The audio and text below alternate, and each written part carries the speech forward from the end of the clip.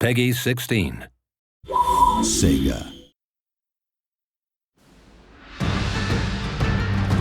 Total War combines turn-based strategy gaming with stunning real-time battles.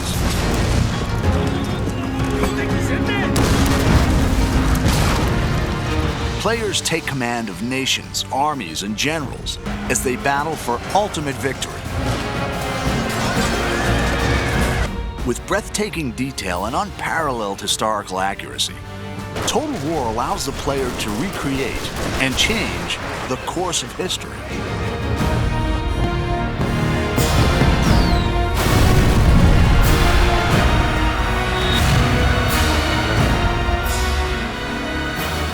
In 2011, the award-winning Shogun 2 offered new AI, streamlined controls, and a host of multiplayer features.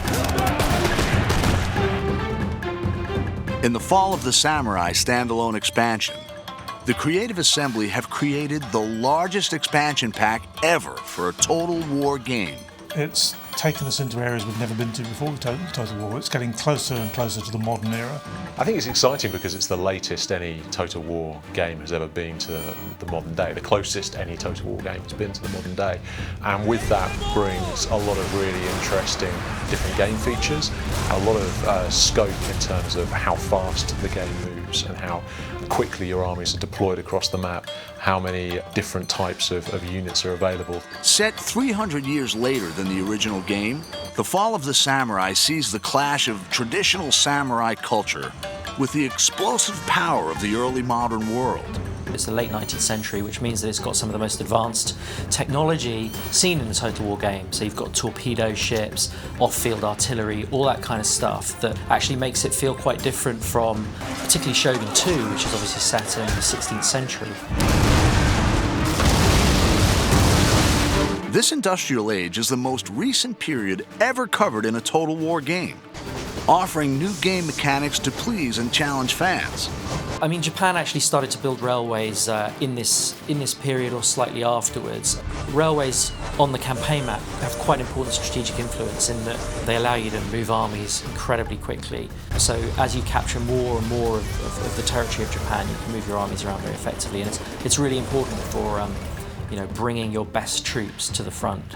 Fall of the Samurai doesn't require the original Shogun 2 game, and easy-to-follow tutorials will show new players how to command the action.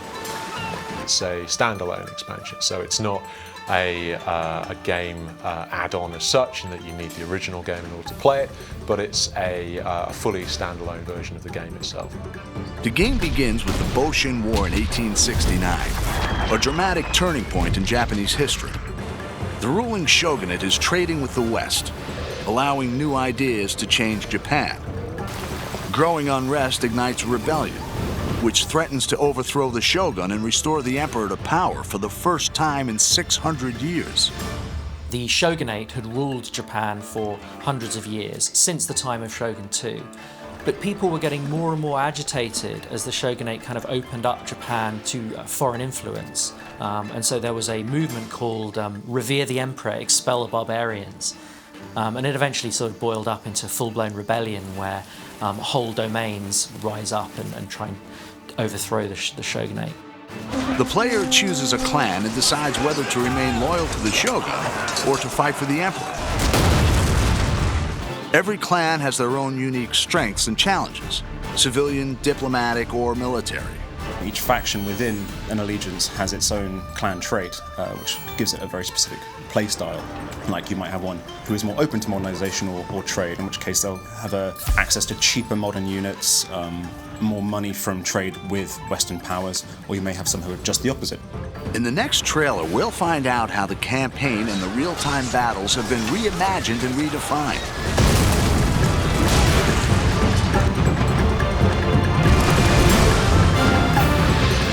Fall of the Samurai is a whole new experience and an ambitious entry into the Total War series.